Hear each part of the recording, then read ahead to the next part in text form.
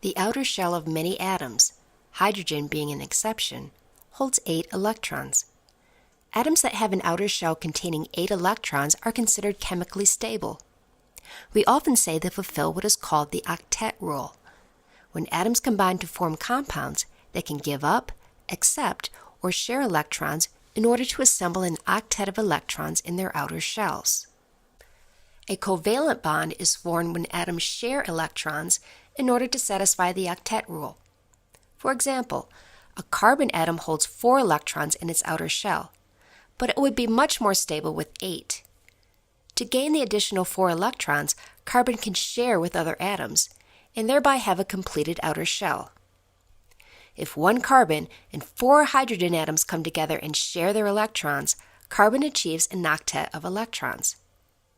Note that each hydrogen in this compound achieves 2 electrons in its outer shell. This is the stable configuration of the first electron shell. An ionic bond forms when 2 atoms are held together by the attraction between opposite charges.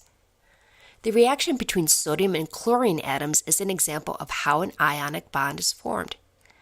Since sodium has only 1 electron in its third shell, it has a tendency to give up that electron.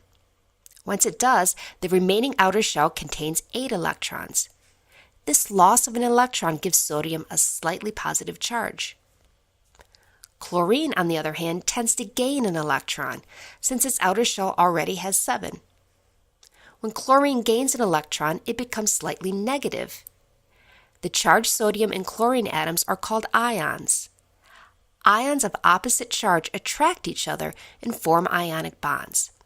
In this case, the attraction of sodium and chlorine form a molecule called sodium chloride, or table salt.